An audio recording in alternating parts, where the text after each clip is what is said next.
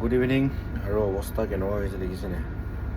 তো বেছি দেৰি নকৰোঁ, গাটো ইমান ভাল লগা নাই। আমাৰ ৰিকটোত মানে কি হ'ল, চবৰে জ্বৰ, কাহ, মূৰ বিষ, গা বিষ এনেকুৱা ধৰণৰ হৈ আছে আৰু মোৰো পাইছে নিচিনাই লাগিছে আৰু চৰ্দি লাগি আছে। সোনকালে আপোনালোকৰ কমেণ্টৰ ৰিপ্লাইবিলাক দিওঁ। কমেণ্ট এটাই ৰিপ্লাই দিম আজি, প্ৰতিটো সদায় মানে এটা ভিডিঅ' দিবলৈ চেষ্টা কৰোঁ আপোনালোকৰ কাৰণে। কমেণ্টটো দেখিছে যে ভাইটিজনে সুধিছে যে এম্বুলেঞ্চ কেনেধৰণে দিব পাৰি, মানে কেনেকৈ সুমিয়ায়।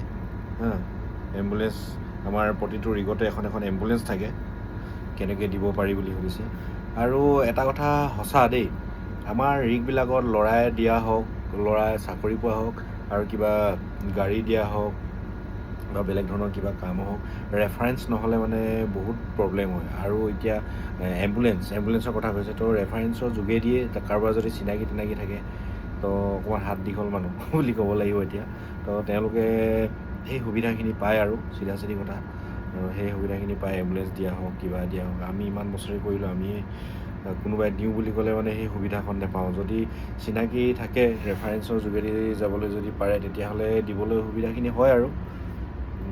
তো আপোনাৰ যদি চিনাকি আছে তেতিয়াহ'লে এম্বুলেঞ্চ ভৰাব পাৰে, কাৰণ চিনাকি লাগিব, ৰেফাৰেঞ্চ লাগেই ৰিগত এম্বুলেঞ্চ ভৰাবৰ কাৰণে।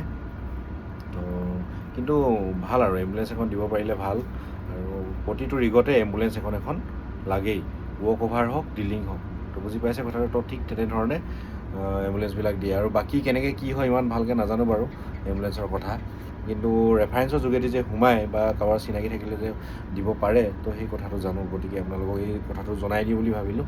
জয় আহোম।